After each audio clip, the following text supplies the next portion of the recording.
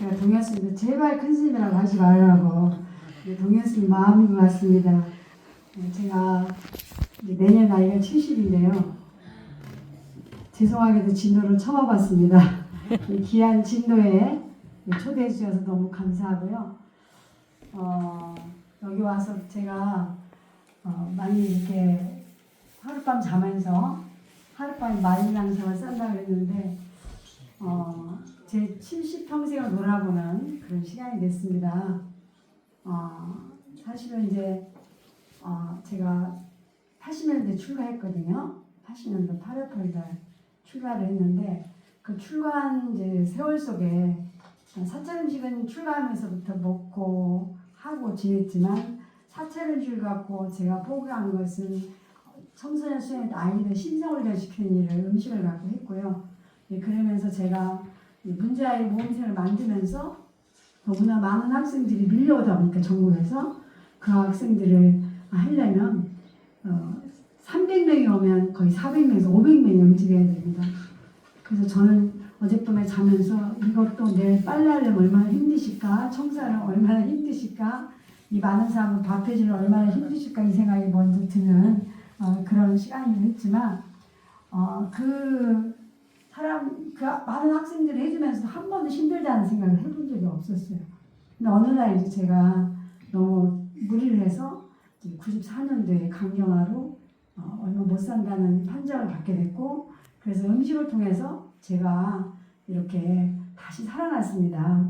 그래서 뭔가를 갚아야 되지 않는가. 그러다 보니까 다시 살아난 내 목숨을 살려준 부처님 식생활을 통해서 열심히 하다 보니까 진짜 쉼없이 달려왔더라고요. 달려만 온 거예요. 수도 없이 강의를 하고 세계를 다니면서 전국에 다니면서 이렇게 강의를 했는데 어느 날 문득 다시 코로나가 하면서 제가 코로나에 노출이 돼서 굉장히 이렇게 몸무게가 빠지면서 힘이 들 때 나의 수행의 자리는 지금 어디까지 왔지? 그거 불교의 현주소는 나 이렇게 열심히 포기했는데 불교의 현주소는 어떻게 됐지? 이런 걸 돌아보게 됐어요.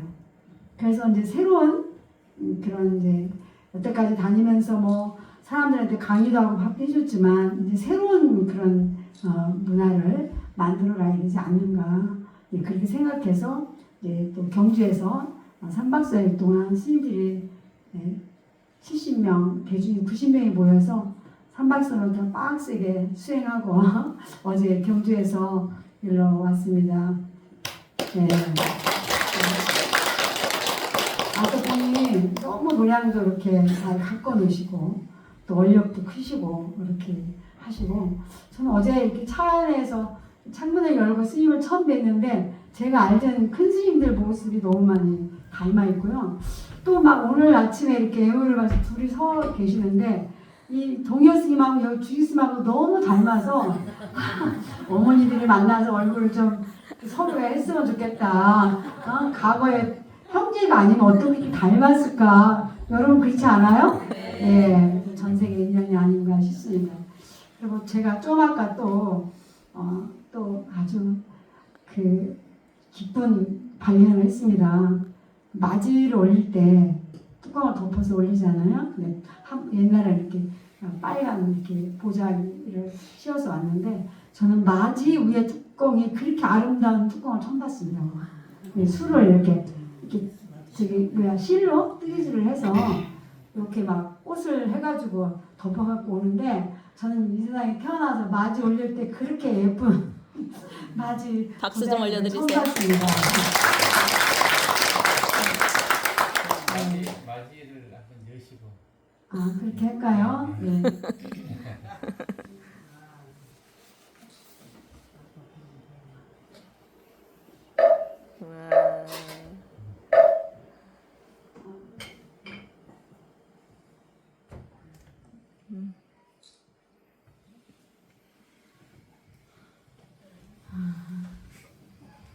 제가 좋아하는 꽃이 목단 작약인데 작약꽃이 필 때 내가 다시 한번 왔으면 좋겠다 아침에 도량에 스님들은 이제 팽목항 가신다 그러고 예. 저는 또 오늘 끝나면 제가 지금 서울에서 19일부터 27일까지 한 행사가 있어요.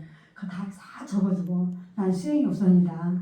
그리고 맡겨놓고 갔어요. 그래서 내일 가서 또 하고 지금 이제 종정 스님께서 선화 전시하는데 내일 1시 반에 이제 큰 스님 뵈러 가기로 해서 그리고 모레 아침에 다시 또 이제 중국 남경에 초대받아서 가야 되는 일정이라 업무가 많아서 아침에 같이 기도는 못 가고 이렇게 도량 돌면서 이제 돌기 전에 이렇게 했습니다. 어쨌든 이 귀한 자리에 제가 이제 와서 어쨌든 그 진도라는 곳에 뭐 여러 가지 특산물도 있고 또 뭐 스님 어제 말씀을 드리니까 여기가 굉장히 이렇게 좋은 도량이라는 느낌도 받았지만 설명을 듣고 나니까 진짜 많은 사람들이 마음의 치유를 받는 것이라는 그런 느낌이 받았습니다. 그래서 우리 멀리 어제 아침 새벽 5시부터 출발해서 온 우리 동효스님과 함께한 보살님들이 아침 일찍부터 오늘 저녁 빡세게 동효스님이 가만 안 내버려두더라고. 내가 가만히 보니까 그래서 내가 스님 젊은 사람 생각만 하면 안 된다. 이게 다 연세드신 분들도 많은데 나도 나이가 먹어서 힘들으니까 좀 천천히 하라고 이렇게 했는데 아마 갈 때도 그냥 안 갈 것 같아요. 그래도 뭐 쌈짓돈 내서 이 먼 길 오신 것이 후회하지 않는 여러분들이 많은 에너지를 받아갈 것이라는 생각이 들고 또 저도 거기다 에너지를 한번 더 얹어드리겠습니다.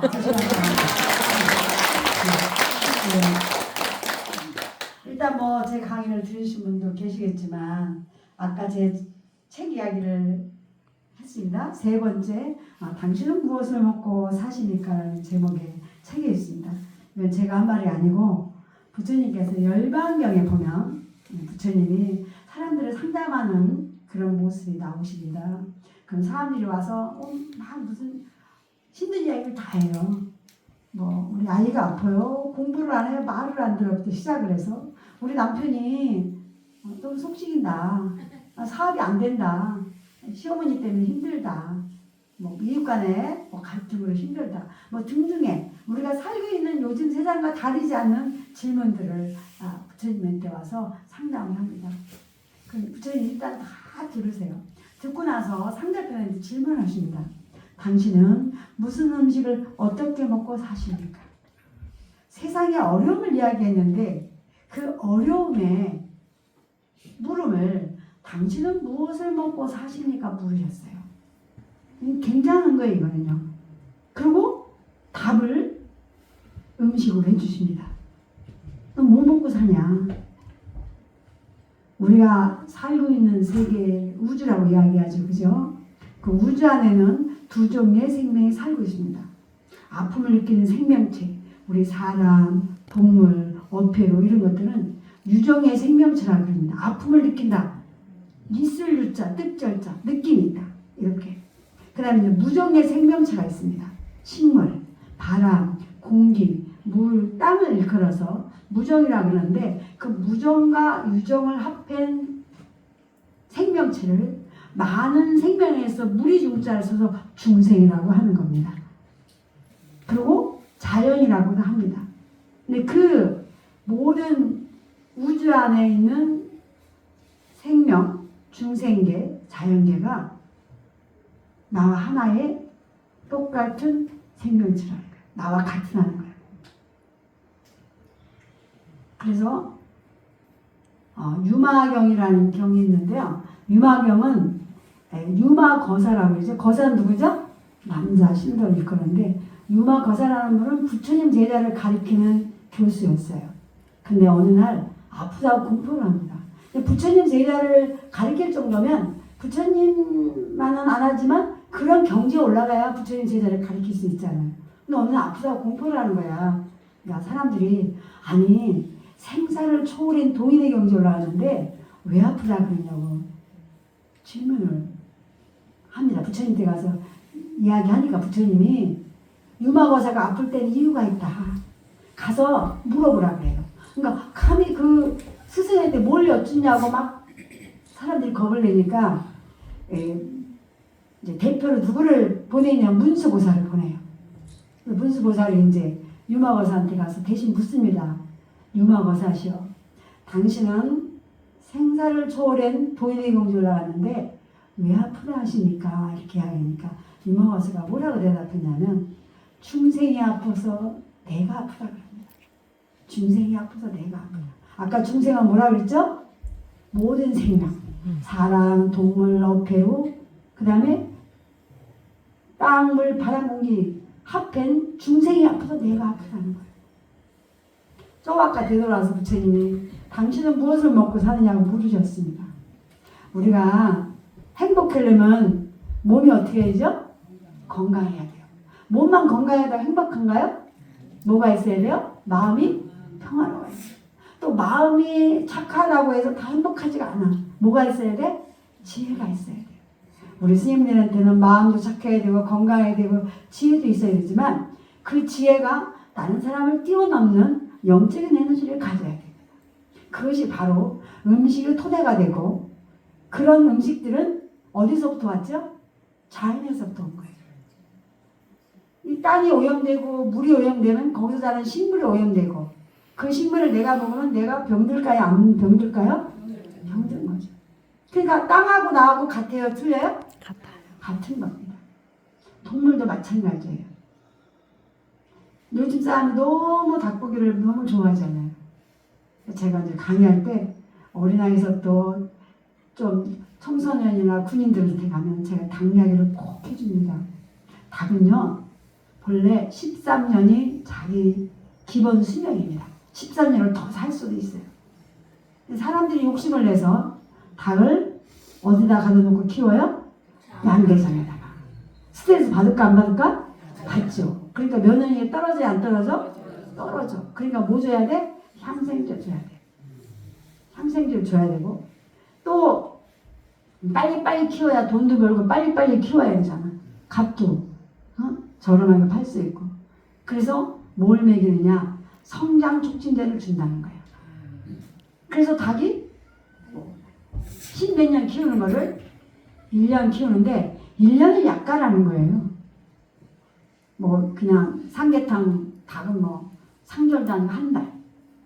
내가 이런 얘기를 이제 했는데 제 책을 그 책을 내면서 어느 기자가 제 책을 읽고 총각 때 이제 만난 기자인데 이제 얘가 둘이 돼가지고 저를 취재로 온 거예요. 근데 딴 사람보다 일찍 왔더라고요. 와갖고 자기 아들을 둘을 낳았는데 첫애하고 둘째하고 먹는 음식이 틀리니까 애가 성품이 틀려주더라. 그래서 그때는 자기가 뭐 맛있는 게 먹으면 되지 뭘 그래 그랬는데 자기가 애를 낳고 키우면서 스님 말씀이 맞더라는 거야. 첫애는 너무 막 음식을 잘 먹었더니 애가 너무 순하고 지혜로운데 둘째는 막 먹었더니 막 애가 좀 막 거입줄이고 막 형을 막 때리고 막 그렇게 됐다는 거예요. 그래서 이렇게 똑같은 엄마 아버지 뱃속에서 나왔는데도 엄마는 틀리더라. 그것이 이제 임신할 때 뭘 먹느냐가 굉장히 중요하다. 그래서 그 아기를 가질 때 해결 음식의 종류가 나옵니다. 경전에 보면요. 그래서 몇 달이 되면 뭐 피가 생기면 피에 관계된 음식을 먹어라. 뼈가 생길 때는 뼈에 관계된 이걸 먹으라 해서 입태경이라 해갖고 그런 게 나오고 경전 곳곳에 그 임신을 하기 전에 어떻게 해야 되고 임신했을 때 어떻게 이런 얘기가 다 나오거든요. 근데 그 이제 기자가 와서 하는 이야기가 제가 한 달뿐이 안 키운다 그랬더니 스님 바뀌었습니다 이래요. 그동안 바뀌었대. 어떻게 바뀌었냐니까 열흘 만에 닭을 잡는다는 거야. 하도 사람들이 닭다리를 좋아하니까 닭다리에다가 성장 촉진되면 닭다리만 볼록해진다네요. 애들이 다 닭다리만 먹으려 하니까. 그러면 이제 닭다리만 잘라서 팔고 나머지는 이제 뭐 우동집에 뭐 중국집에 한식에서도 많이 하는 그 치킨 스톡을 만든다는 거야. 닭 육수를 만들어서 그걸 갖고 음식 속에 넣는다는 거예요. 근데 이제 뭐 가격도 저렴하고 요즘에 뭐 운동하고 뭐 근육질 만든다고 닭가슴살도 먹고 다 좋아요. 그런데 중요한 거는 그 성진 촉진제를 넣은 음식을 먹게 되면 우리 몸에서 변화가 일어난다는 거예요. 제가 병원에 갔더니 어떤 아이가 다리가 이렇게 하나가 커졌어요. 다리 하나만 자란대요. 그래서 그날도 휠체어를 타고 목발을 이 다리를 받쳐갖고 온 거예요. 이 다리가 이제 크니까 이렇게 쩔렁거릴 거 아니에요. 하나만 커지니까. 근데 그날도 닭다리를 빻고 법당 그 아산병원의 법당에 아기가 왔어요. 그래서 제가 부처님처럼 물었어요. 너는 뭘 좋아하니? 그랬더니 켄터키 치킨이라고 그날도 닭다리를 빨고 왔어요. 엄마를 불렀어요. 왜 쟤한테 저 튀김닭을 줬느냐? 그랬더니 이제 막 그 이 다리를 이렇게 줄이기 위해서 계속 무슨 방사선 치료를 한대요. 그러니까 애가 이제 못 견디니까 밥을 잘 못 먹어서 평소 때 좋아하는 이 닭을 줘서 그래도 먹고 기운내서 치료를 받게 한다는 거예요. 그래서 제가 그 임신했을 때 닭을 너무 좋아해서 닭을 먹었더니 제가 태어나면서부터 닭고기를 좋아해요. 그래서 내가 아니 태어나서 애가 닭을 찾아 먹었겠어요? 엄마가 좋아하니까 먹으니까 애를 닭을 주니까 애가 맛이 길들여지니까 먹죠. 내가 이제 이렇게 이야기했어요. 제가 이제 그 모습을 보고 저랑 같이 이런 운동을 하는 의사 선생님이 계세요. 서울대학 나오신 분이. 제가 오늘 이런 귀한 현장을 봤습니다. 다리 하나만 커집니다. 제가 팔 커지는 사람을 봤는데 어린아이가 이렇게 커지는 건 처음 봤다니까. 스님 그 미국에서 흔히 있는 일입니다. 뭐 머리가 이렇게 뒤에 가서 붓기도 하고 이렇게 돌아서 붓기도 하고 뭐 그런 귀한 현상이 굉장히 많은데 그것이 이제 우리가 먹는 음식 속에 뭘 첨가했느냐, 뭘 첨가해서 키웠느냐가 굉장히 중요하다는 거예요. 근데 그 다리가 커지는 아이는 그 의사 선생님 이야기는 이 성장 촉진제를 사료에 이렇게 먹여갖고 닭이 쪼아 먹는데 그 성장 촉진제가 풀어지지 않고 몸속에 어디가 붙을 때가 있다는 거예요. 근데 그걸 누가 이제 먹고 나잖아요. 그러면 그게 내장에 가서 붙으면 혹이 생긴다는 거예요. 이 겉에 붙으나 다리에 같은 데 이렇게 붙으면 왜 혹이 막 나는 사람들 많잖아요. 그 사람들 성장초 여기 다 가지고 처음에는 이렇게 좁쌀같이 딱 계속 그게 돌연변이 일으키기를 한다는 거야. 근데 그 내장에 붙으면 내장에 혹이 생기면 그게 암이고 이 아이는 다리 커지는 다리에 가서 붙었다는 거야. 신경이 어디에 붙냐에 따라서 그게 달라진다는 거야. 그게 다 뭐 어쩌다 생기는 일이지만 그런 일들이 점점점 빈번해진다는 거예요. 닭은 십몇 년을 살면서 엄마 아빠 뿅아리들이 나리나리 기나리 입에 따라 물고요. 병아리도 쫑쫑쫑 어떻게 했어요? 소풍 갔잖아요. 그래서 물도 쪄먹고 꽃도 보고 하늘도 쳐다보고 놀러 다녔는데 어쨌든 사람들이 욕심내서 가둬놓고 성장 촉진제 향생제를 키우니까 닭이 자기 삶이 있어요? 없어요? 없어진 거예요. 닭의 삶을 뺏으니까 그 닭이 와서 어떻게 했죠? 우리의 삶을 뺏는 거예요. 이게 인가예요. 인가법입니다. 예. 그래서 부처님이 통물도 나와 둘이 아니고 하나라는 거예요. 소도 닭도 마찬가지예요. 이런 일들이 지금 굉장히 많아요. 불교는 몸이 아플 때는 수행자한테도 육식을 허용했습니다. 내가 몸이 너무 많이 아파. 그러면 최소한하고 삼중육이라는 게 있어요. 내가 눈으로 보고 듣고 죽이지 않으면 된다. 그게 삼중육이에요. 내가 병이 위중하진 않지만 예방하고 치료하기 위해서 먹을 때는 5정육, 7정육, 9정육까지 갑니다. 몇 사람 손을 거쳤느냐? 죽을 때 어떻게 죽었냐? 키울 때 어떻게 키웠냐? 이렇게 해서 점점점 늘어납니다. 그것까지 여러분들이 뭐 스님들 교육까지 다 지금 뭐 머리에 둘 필요는 없고 여기서 중요한 건 정육입니다. 정육점이 불교에서 나간 일입니다. 깨끗한 고기를 파는 것이다. 성장 촉진의 향생제를 주면 먹을 수는 있지만 깨끗해요? 안 깨끗해요? 안 깨끗해요. 그건 식육점이라고 해요. 맞습니다. 정육과 식육점이 분명히 틀려야 됩니다. 정식도 불교에서 나간 일입니다. 음식을 맑고 바르게 먹고 몸과 마음을 바르게 하랍니다. 근데 코스로 나오면 정식이야. 조미료를 넣든지 뭐 어떤 재료를 쓰든지 상관이 없어요. 그거는 정식이라는 말을 쓰면 안 돼요. 예. 그래서 부처님께서 당신은 무엇을 먹고 사느냐?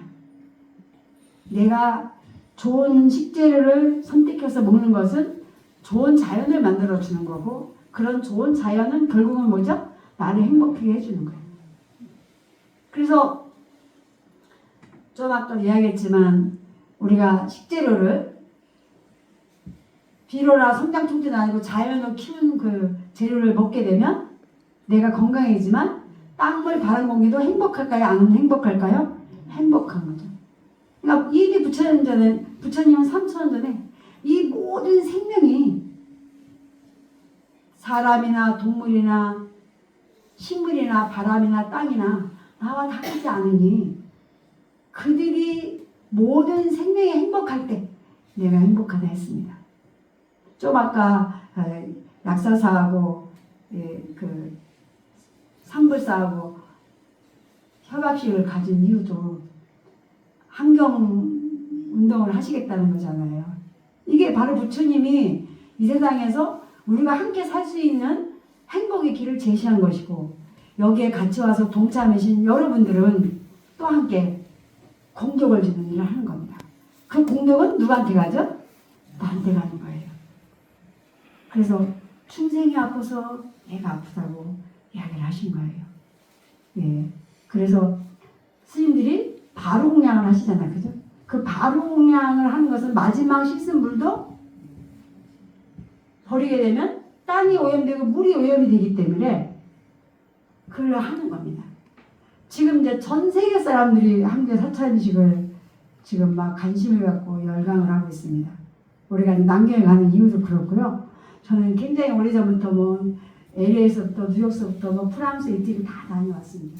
이번에는 이제 그 굉장히 오래전에 송강사의 구산스님한테 출가했던 미국 사람이 있는데 지금은 이제 70대 중반이세요.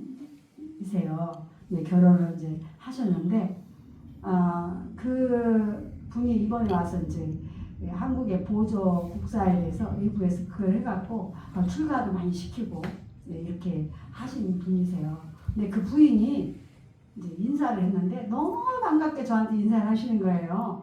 예, 막 정목 스님이 선지 스님이라고 막 소개시켜 주니까 눈이 막 점점 좀 커지시는 거예요. 그러면서 23년 전에 그 LA 제가 처음으로 해외 사업단이 생기기 전에 강의를 갔을 때 제가 그 어린이 법회 공양주를 뽑는데 자격증이 있어야 돼요. 사찰주 자격증이. 그래서 일주일 동안 저는 7시부터 10시까지 일주일 동안 강의를 했는데 2시간, 3시간씩 차를 타고 몰고 와서 7시부터 10시까지 받고 집에 가면 12시 한지래요. 근데 내가 무슨 힘을 주는지 그렇게 힘들게 2시간, 3시간씩 운전하고 와서 또 3시간 동안 강의를 듣고 집에 갔는데 그 다음날 너무 가볍게 일어나요. 내가 무슨 에너지를 주는 것 같아요. 근데 그분이 그 사람 중에 한 분이었어요. 70명이 했는데 수녀님도 계셨고 막 이렇게 하셨는데 그때 자기가 요리를 배웠고 그때 만든 오이 장아찌서부터 그걸 지금까지 해먹고 자기 이제 지금 같이 사시는 그 교수님이 채식주의자. 그러니까 이제 스님 수행을 하시니까 이제 채식 위주로 식당을 해서 많은 도움이 됐다. 그래서 23년 만에 또 새로운 또 이렇게 반가운 분을 만났어요. 그래서 이미 이제 외국에서는 한국 사찰음식을 좋아하는 이유가 음식이 서양은 육식 위주잖아요. 그죠? 채식이니까 건강한 음식도 있지만 제일 중요한 건 바로 이런 거예요. 세계 싸움에 공감할 수 있는 공감대가 있다는 거예요. 특히 바로공양. 그 바로공양 속에 온 생명이 살 수 있는 길이 있다고 사람들이 이제 공감을 하는 거예요. 제가 이제 이렇게 코로나 걸렸던 것들을 무리를 해서 했는데 미국의 그 고등학교 졸업하고 대학교부터 다니는 친구가 이제 디스커버리 이런 데서 촬영하는 친구인데 자기가 한국 사람으로서 자기가 무슨 영상을 찍을까 고민을 하고 있었는데 친구들을 오랜만에 만났대요. 네, 그 친구들이 미래에 대해서 희망이 없다. 전쟁도 계속 일어나고 지금 막 올여름 굉장히 더웠잖아요. 그죠? 계속 지금 지구 변화도 오게 되고 범죄도 너무 많고 인간의 존엄성을 점점점 잃어가고 있는 시대라 우리 미래에 대해서 희망이 없다고 그날 그런 이야기를 했다는 거예요. 근데 우연히 당신은 무엇을 먹고 사십니까? 그 책을 보게 돼가지고 밤새도록 그 책을 밑줄을 그면서 읽고 또 읽고 읽고 또 읽어서 자기 부인을 설득했다는 거야. 난 한국에서 이스님의 이런 이야기들을 꼭 영상에 담고 싶다. 그래서 부인을 설득해서 부인이 이제 쿠팡에 이제 취직을 해갖고 한국에 나와서 2년 동안 저를 촬영해야겠다고 나왔어요.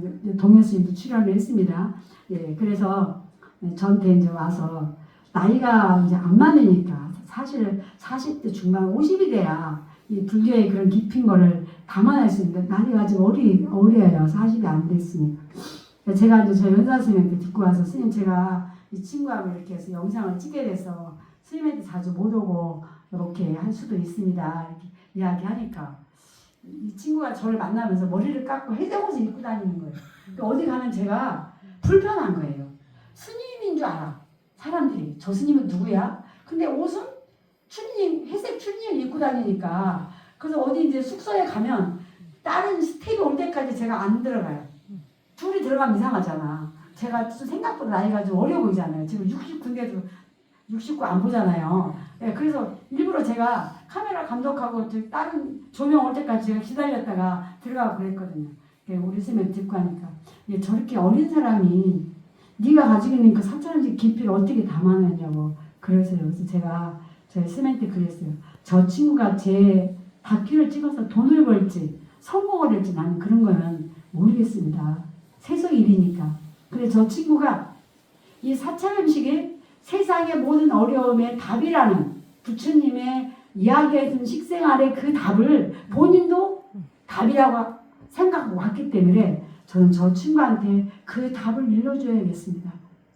이 영상을 갖고 성공은 못하더라도 내가 이 친구하고 2년 동안 같이 불교 공부를 시키면 어느 시기가 됐을 때 진짜 사람들의 영혼을 울리는 영화를 찍을 수 있을 거라고 나는 확신합니다. 그래서 제가 아마 해국 큰 스님한테도 이제 듣고 가서 이야기를 하고 지은 스님한테 가니까 모든 스님들도 다 문을 여시고요.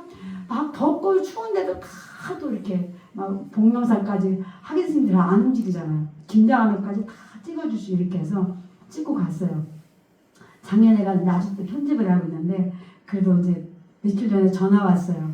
프랑스 공영 방송에서 가계약을 했고 이제 우리나라 EBS에는 이제 그 공모를 해서 7개 뽑는 중에 하나가 돼서 EBS도 이제 곧 출연하니까 나중에 동해스님 있는 거 잘 찾아보시고 그렇게 하시면 됩니다. 그래서 지금 세계 사람들이 사찰음식을 좋아하는 이유는 바로 음식에 가지고 있는 어떤 정신 이런 것들이 함께 자기들도 공감을 한다는 거예요. 그래서 이제 스님께서 열심히 포교를 하고 싶어 하시고 어떻게 사찰음식을 여기다 이렇게 하시고 싶다 그래서 스님 사찰음식 갖고는 돈을 못 봅니다. 마이너스예요. 네, 제가 말씀드렸어요. 근데 중요한 거는 사찰음식의 정신을 갖고 프로그램을 만들면 성공할 수 있습니다. 그래서 아까 모든 중생계의 생명이 나하고 둘이 다 하나다? 하나라고 했습니다. 하나이기 때문에 우리는 땅도 물도 바람도 공기도 나와 다르지 않고 동물도 나와 다르지 않다고 했습니다. 그래서 우리는 먹는 걸 어디로 먹었죠? 입으로 먹었어요. 부처님은 뭐라 그러냐? 온몸으로 먹는다고 했습니다. 이것이 지금 여기 약사사에서 해야 될 지금 숙제를 내드리는 거예요. 그러면 어떻게 먹는 거냐? 우리 온몸으로 먹는다 그랬죠? 눈으로 먹는 겁니다. 눈을 어떻게 먹냐? 아름다운 모습 보면 기분이 좋으세요? 나쁘세요? 기분 좋잖아요. 스님이 엄청 이렇게 고우시래요. 여기 어른 스님이 굉장히 고우시고 오늘도 얼굴 부었다고 걱정하셨다고 주지 스님이 지금도 걱정하신다고 그러셨는데 소녀 같으세요. 그러니까 보면 그 맞이 그릇에 그렇게 예쁘게 뜨개질을 떠갖고 예쁜 꽃을 달아서 얼마나 부처님이 얼마나 좋으시면 그렇게 예쁜 꽃을 달아서 부처님인데 맞이를 올렸겠어요. 법당에 보세요.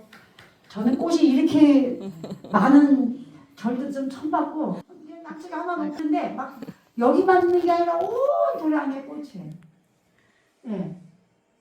보니까 기분 좋으세요? 나쁘세요? 좋아요. 박수. 네, 박수. 이게 박수. 눈으로 먹는 겁니다. 스님들이 도량을 갖고 있는 이유가 바로 그런 거예요. 아름답게 예쁘게 향기 나게 해야 된다. 근데 우리 길 가다가 짐승중을 보러 아까 폐명하게 가니까 마음이 어때요? 아팠잖아요. 아플 때 마음이 힘들 때 밥 먹으면 음식 먹고 어떻게 해요? 체해요. 아니 걔가 음식도 아닌데 왜 체해? 눈으로 보았기 때문에 눈으로 먹었기 때문에 내가 기분 나쁠 때 음식을 먹으면 취하는 겁니다. 이게 눈으로 먹는 겁니다. 자, 그 다음에 귀로도 먹습니다. 우리 연불 할 때 해석을 해야 안 해요? 안 하죠. 그럼 스님들이 뜻도 모르는데 외우니까 누가 아유 불교 너무 어려워. 스님들한테 물으면 그냥 외우세요 이렇게. 짧은 거는 진어, 긴 건 다란이라 그러잖아요. 오늘 아침에도 아주 대단한 기독교 신자예요. 미국에 살고 있는데 사진 작가세요. 작년에 그 전에 남편이 돌아가셨어요. 돌아가셔갖고 너무 울고 아들이 엄마 하나님이 있다면 내가 이렇게 아빠를 살아가는데 왜 우리 아빠를 왜 데려갔어? 난 하나님을 부정하고 싶어. 막 이렇게 한다는 거야. 그러니까 엄마가 그거에 대한 답을 자기도 못 해주니까 자기도 와서 막 울고 다녔어요.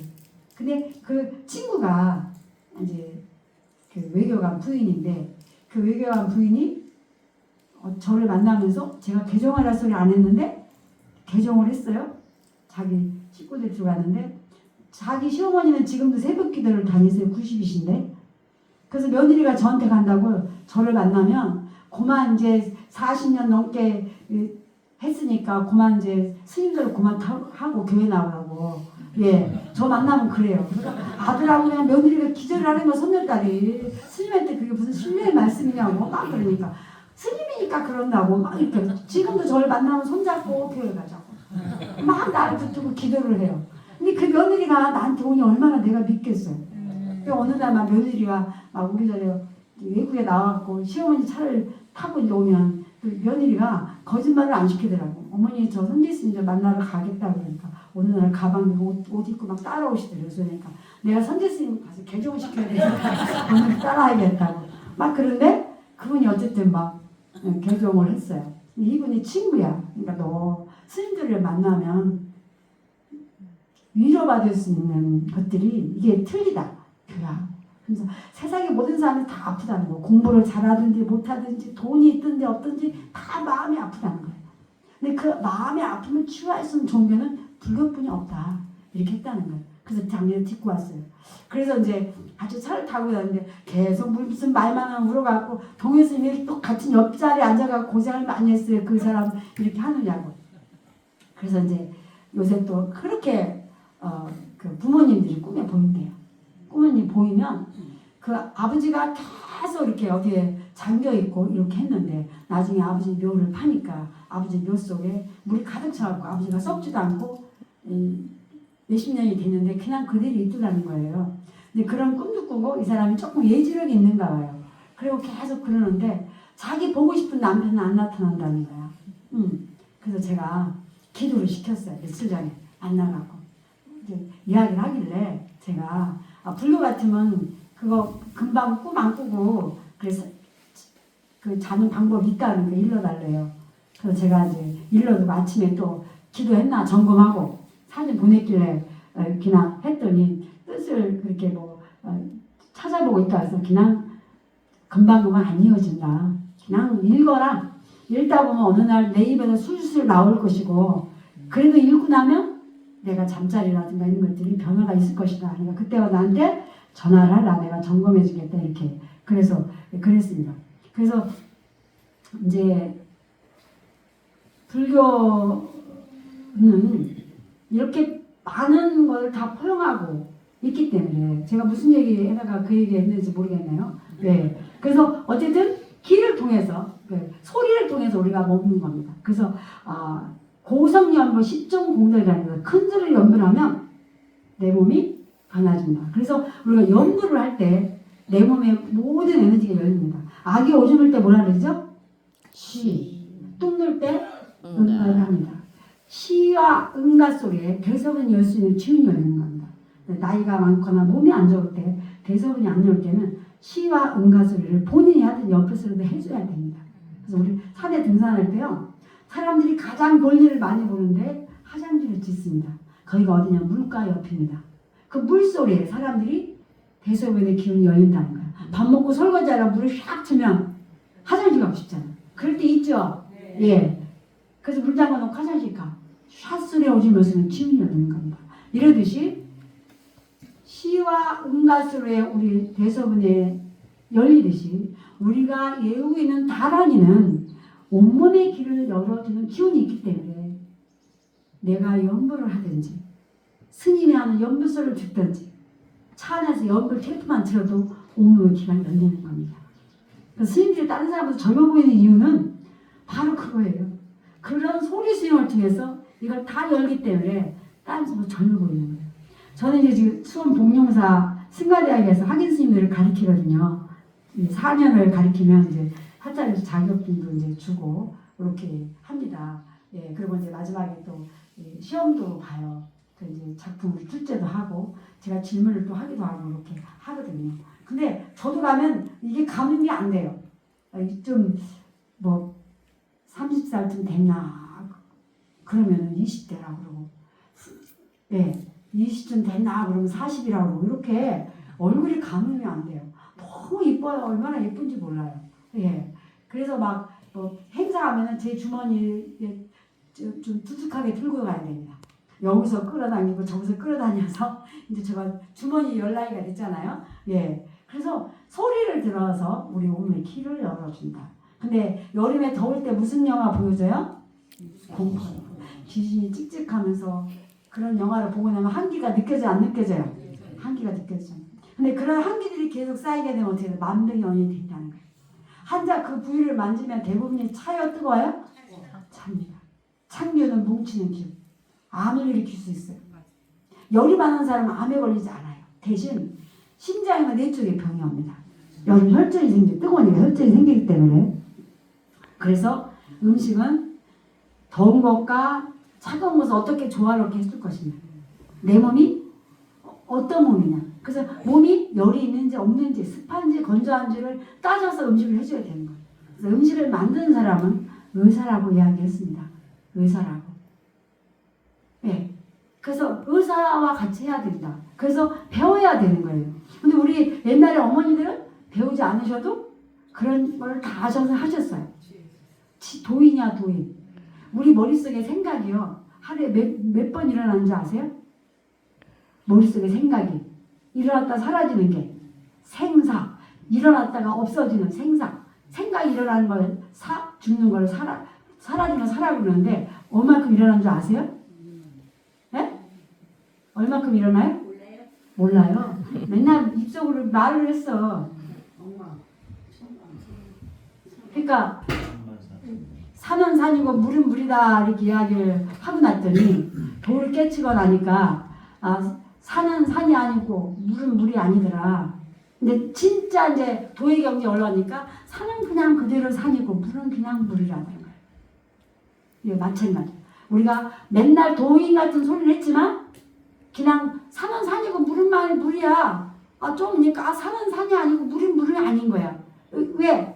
없어지기도 하고 변화가 있으니까. 근데 진짜 이제 깨치고 나니까 변화해도 그냥 물이야. 물이 얼음이 됐다고 물이 아닌 게 아니잖아. 얼음은 물이 될 수도 있고 마찬가지죠. 맨날 우리가 이야기해. 5만 가지 생각을 다 해. 이야기 안 해. 5만 가지 생각을 다 해. 생각이 5만 번 일어났다 5만 번 사라지기 때문에 5만 가지 생각을 다 한다 소리가 바로 그런 거예요. 여러분 다 도이냐? 이제 했죠? 5만 가지 생각이 머릿속에 일어나고 뇌에서 일어나고 사라짐이 과학적으로 다음 데이터이기 때문에 여러분들이 도이냐? 근데 그 도인지 몰랐어요. 오늘부터는 내가 5만 가지 생각에 일어났다고 생각하면 뭐죠? 바로 내가 도의 경지에 이르는 거야. 예, 잊어버리지 마세요. 예, 그래서 이제 소리를 통해 들었지만 내가 자기가 먹는다. 그래서 딴 데는 암이 있어도 심장은 암이 없다는 거야. 항상 따뜻하기 때문에. 심장의 암은 딴 데 암이 심장을 침투해도 심장에서 먼저 암이 일어나진 않는다는 거예요. 항상 떼서 따뜻하기 때문에. 그 다음에 이제 우리가 코로 향기를 내는 거죠. 보니까 봄에 제가 자가 클 때는 안 왔지만 자가의 향기가 굉장히 매력적이거든요. 근데 지금 이제 국화를 군대에 심어 놓으셔서 국화를 좀 더 많이 심으셨으면 좋겠다. 또 그 가을에 그 구절초도 좀 있으면 좋겠다. 봄에만 축제하지 말고 가을에도 좀 했으면 좋겠다 이런 생각을 가져봤습니다. 예, 그래서 그 향기를 우리가 먹는 거예요. 향기. 그래서 제일 좋은 향기는 뭔지 아세요? 연꽃의 향기입니다. 연꽃의 향기는 노화를 방지하는 성분이 가장 많이 들었다는 거예요. 우리가 법당에 연꽃이 있습니다. 부처님이 걸음 걸을 때마다 연꽃이 7송이가 피었다. 그 탄생의 의미가 있죠. 그래서 연꽃은 우리 몸을 살려주는 게 있기 때문에 불교의 상징적인 시편으로 되어 있는 겁니다. 오늘 아침 연밥 드셨죠? 네. 네. 근데 제가 좋아하는 연밥은 아니에요. 제가 만든 연밥이 이 세상에 제일 맛있더라고요. 제가 노하우를 가르쳐드리고 할 수도 있어요. 네. 연잎은 여자의 태반랑 같이 생겼고요. 연근은 여자의 난소하고 생겼고요. 연근을 자르면 구멍이 8개, 심장의 구멍하고 똑같습니다. 그래서 소통의 원리가 있다. 그래서 부처님이 뇌나 심장을 치료할 때는, 뇌방을 치료할 때는 내리신 식품이 뭐냐면 연근이에요. 연근을 먹어라. 그 연근을 갈아서 이제 말려놨다가 그거를 이제 연근이 안 나올 때 끓여서 먹어서 우분죽이라고 했는데, 내가 그 얘기를 했더니 저한테 강의 듣는 한의사들이 그럼 심장이나 뇌는 혈전인데 그 연근하고 혈전하고 무슨 연관이 있어? 선짓국 아시잖아. 그지? 피를 끓이면 선지잖아. 그죠? 그런데 거기 선짓국을 끓일 때 연근을 집어넣으면 선지가 엉키지 않는다는 거예요. 그래서 코피가 나면 연근을 먹어라 이렇게 옛날 어른들이 말씀하셨어요. 코피는 왜 나느냐? 우리 몸에 핏줄을 끌어들여서 늘어뜨린 지구를 2바퀴 반을 도는데 이 코에 있는 핏줄에 혈전이 막고 있다는 거야. 근데 연근을 먹게 되면 이 혈전이 높기 때문에 코피가 멈춘다는 거예요. 터져갖고 나오기 때문에. 그래서 코피가 자주 터지거나 눈에 핏발이 잘 들거나 어디 부딪혀서 피막이 잘 되는 사람은 앞으로 뇌혈관이나 심혈관을 조심해야 돼요. 연근을 많이 드셔야 돼요. 제가 연근 갖고 심장병 환자 많이 고쳐줬어요. 네. 그래서 제가 막 그 고쳐준 분이 미국에 계신 분인데 나중에 막 제가 미국에 갔을 때 막 커다란 강야가 들려서 사람들을 막 강의받게 해주고 누구냐니까 그분이 나타나세요. 자기가 어쨌든 막 자살하려고 했을 때 제가 어느 절에 미국에 헤미슨 절에 강의를 갔더니 누가 영단에 막 기도를 하고 있는데 곧 죽게 생겼어. 심장이 열이 차여갖고. 그래서 내가 불러갖고 당신 곧 죽게 생겼다. 그러니까 빨리 연근을 매일매일 이렇게 주먹에 하나씩 물에 담그셔서 먹으라 그런 거예요. 이분이 친구하고 사업을 하다가 배신을 당해갖고 너무 힘들어서 죽으려고 자기 아버지 계신 영단에 마지막으로 인사를 온 거야. 근데 그날 내가 법문을 간 거야. 내가 불러갖고 당신 죽게 생겼다고 이야기하니까 이게 무슨 인연일까? 내가 죽으려고 왔는데 왜 저 스님이 나한테 안 주는 방법을 일러줬을까? 그래서 그 연근을 먹었더니 마음이 착 가라앉더래요. 내가 기도를 시켰어요. 좋은 인연을 만나가고요. 사업에 성공을 했대요. 그래서 자기가 성공을 하면 내가 선지스님을 꼭 모셔갖고 내가 나 같은 환자를 만들기 위해서 법회를 열어야지 했는데 최초의 여자대학에서 저를 부른 거예요. 강의하라고 목사가. 그것도.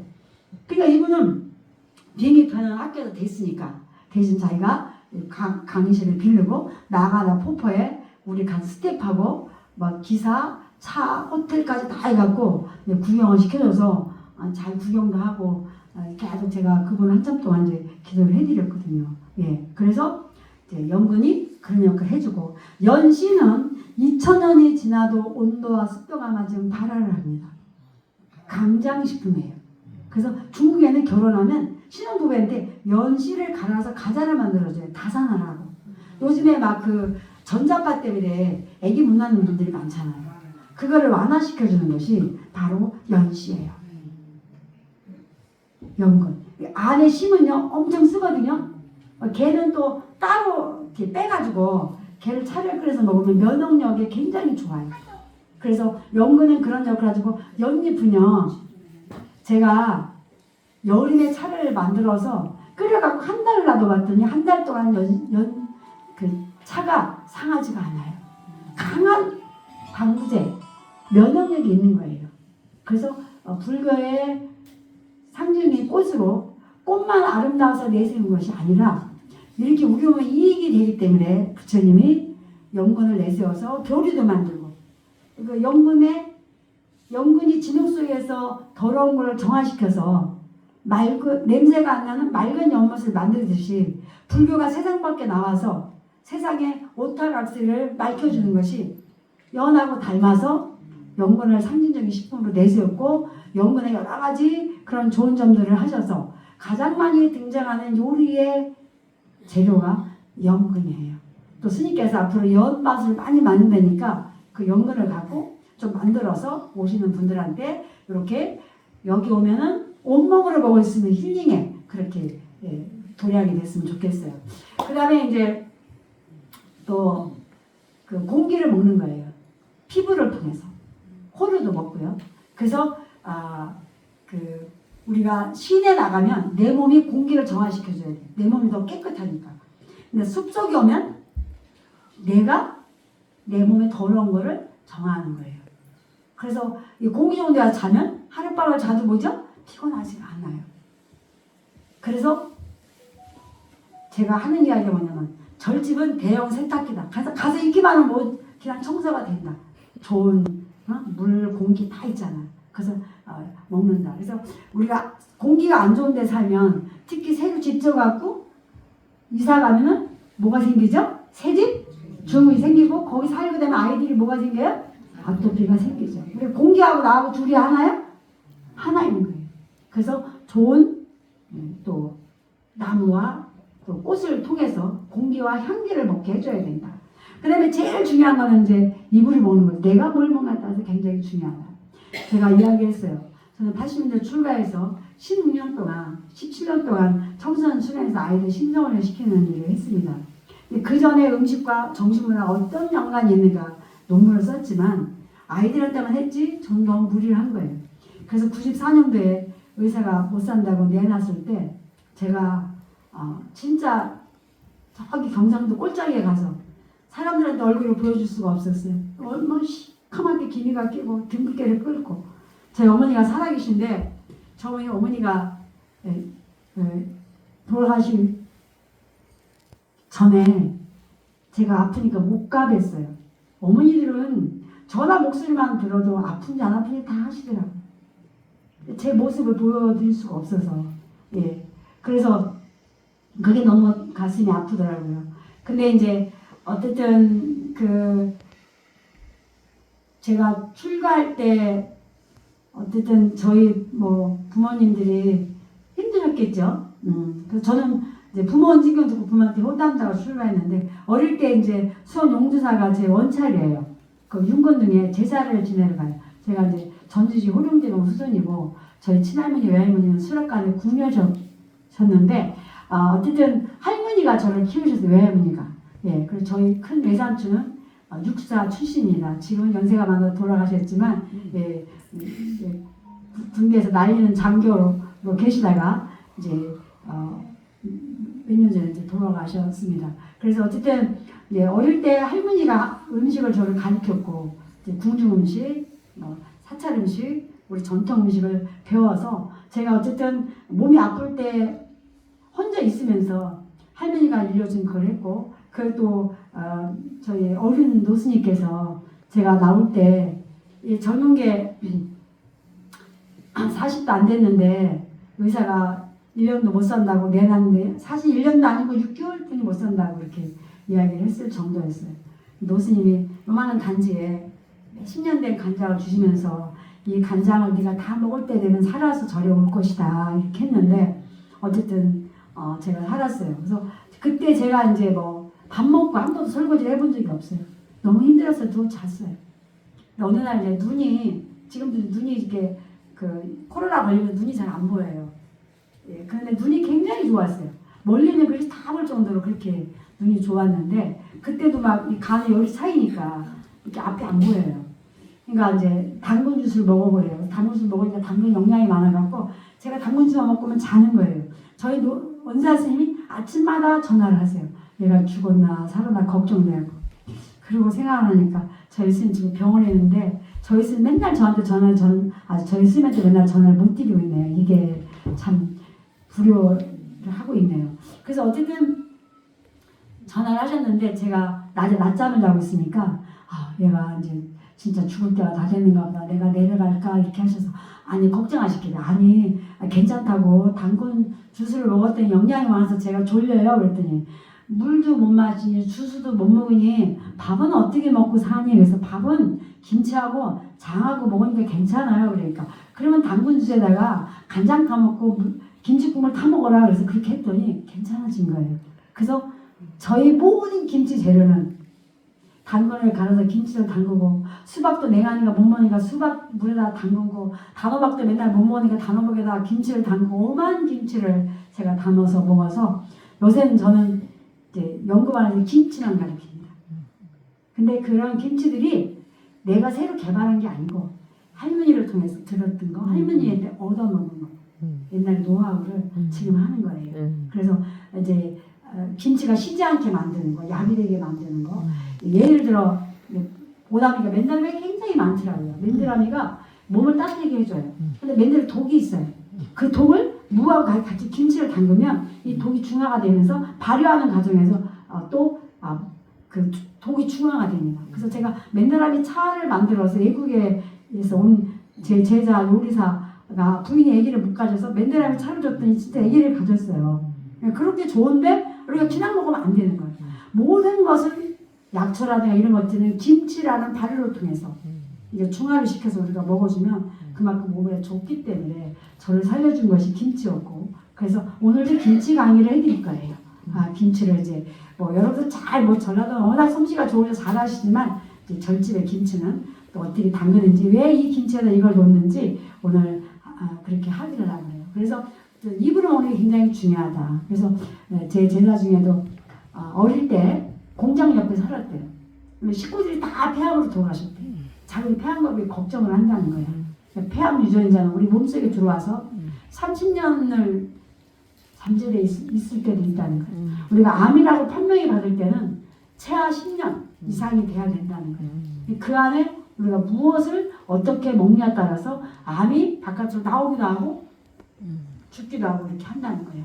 숨을 5만 가지 숨을 쉴 때 내쉴 때마다 우리 세포가 죽었다 살아났다 수도 없이 하듯이 우리가 맑은 공기 속에 여러분들 이렇게 하루 이렇게 왔다 가면 여러분들한테 많은 또 그 생애 세포가 살아나는 거예요. 그리고 음식도 내가 뭘 먹느냐가 굉장히 중요하다. 그래서 제가 코로나 때문에 한 몸무게가 8kg 빠졌는데요. 그때 제 주위에 저랑 같이 똑같은 증세 있는 제 아는 사람들이 몇 명이 돌아가셨어요. 근데 저희 스님 저를 보고 너무 걱정하셔서 저는 안 죽었잖아요. 저는 사찰식 때문에 지금도 30년을 넘게 병으로 살고 있고요. 또 언제 어찌 될지 모르지만 나 같은 환자를 만들지 않기 위해서 제가 음식을 통해서 사람들을 치유하듯이 그렇게 하고 싶어요. 그래서 요즘에 제가 이제 하고 싶은 일 중에 많은 게 뭐냐면 제가 이제 어린이집을 할 때 아이들을 자폐증 아토피 아이들을 치유를 해줬는데 아이가 아직 김치를 막 담아 먹었어요. 근데 애들이 김치를 먹는데 집에서 김치를 안 담궈주는 거예요. 김치를 어디로 왔길래 학교인들한테 김치를 가르치고 요리를 가르치기 시작을 해서 그게 저희 요리 선생님 시작이에요. 30년도 더 전에. 세월이 지나니까 이렇게 요리 배우러 온 사람들이 간장 구분을 못해. 장독대 간장과 밖에서 파는 간장이 똑같다고 생각을 하는 거예요.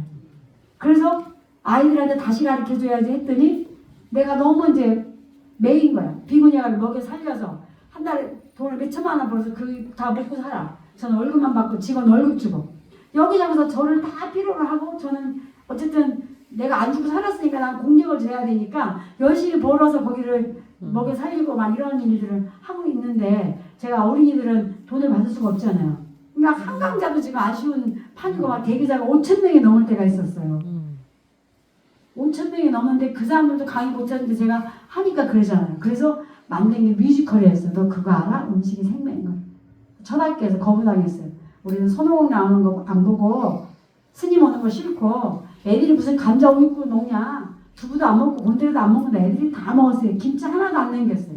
그래서 밀수가 터짐에도 불구하고 25 서울시를 다니면서 제가 공연을 올려가지고 서울시가 친환경 식단을 선포하고 장독대 만드는 운동을 해서 제가 제일 처음에 그 간성미술관에서 하는 보성중고등학교가 있어요. 거기에 장독대를 이제 만들어줘서 지금까지 이제 장독대 만드는 운동을 하고 있어요. 그래서 이제 지금은 제가 주기를 하고 싶은 게 뭐냐면 이제는 어린이를 했지만 온 가족이 함께 할 수 있는 음식 뮤지컬을 만들고 싶어요. 그래서 음식 영상을 해주고 그 다음에 그 김치 제가 김장문화 축제할 때도 60가지 김치 노하우를 냈어요. 그래서 쉬지 않게 하는 거. 그러니까 우리가 부처님들 공양 올릴 때 파란 가위 있잖아요. 옛날에는 이게 파란 가위 겨울에 없었어요. 그래서 땡감 있죠. 파란 거. 그걸 지푸라기 넣어서 침실을 담그면 색이 노라지죠. 파랗게 안 되잖아. 근데 쌀이나무 가지를 넣으면 걔가 침시가 돼도 파랗게 있어요. 그 쌀이나무 가지가 그렇게 만들어져요. 근데 쌀이나무 가지가 항암작용은 많지만 우리가 그냥 먹을 수는 없는데 그거를 감을 삭힐 때 누면서 걔가 쌀이나무 가지의 효능을 받아주는 거예요. 이런 노하우들을 제가 좀 알고 있어서 이걸 갖고 제가 이제 그런 다큐를 제가 죽기 전에 찍어야겠다 생각을 하고 네, 쌀이나무 가지. 그리고 이제 옷이 담글 때도 금방 먹을 때는 지푸라기 넣는 거예요. 지푸라기 빨리 삭혀주니까. 그래서 백기지 담글 때는 고춧가루나 물을 많이 안 넣으니까 지푸라기를 엮어야 백김치가 잘 삭잖아요. 근데 조금 늦게 먹어야겠다 할 때는 옥수수대를 넣고 더 늦게 먹어야겠다 싶을 때는 대나무를 넣어야 대나무 냉하니까 이렇게 그런 노하우들이 있어요. 그래서 그런 것들이 지금 저희 나이 또래 아니면 이거 알 수 없는 이야기고 또 내가 보니까 제가 어릴 때 잘 먹고 잘 살았는지 남들이 모르는 걸 제가 좀 많이 좀 알고 있어요. 네. 그리고 또 이제 어릴 때 배웠으니까 기억을 하고 있더라고요. 지금은 여기서 들으면 여기서 잊어버리고 금방 들으면 잊어버리는 나이가 됐는데 내가 죽기 전에 이거를 꼭 해주고 싶다 이제 그랬습니다. 그래서 저 밑에 가서 여러분들한테 몸의 에너지를 살릴 수 있는 김치 담그는 방법을 알려드리도록 하겠습니다. 지금 시간이 너무 지나가지고요. 또 이렇게 언제 기회가 되면 또 유튜브를 통해서 여러분들이 또 공부를 하시고 개인적으로 스님이 또 필요하실 때는 뭐 요즘에는 뭐 다 전화로 카톡으로 할 수 있으니까 제가 도와드릴 수 있는 걸 도와드리도록 하겠습니다. 그럼 저 밑으로 장소를 옮겨서 하는 걸로 하고 다시 또 김치하면서 말씀드리겠습니다. 네.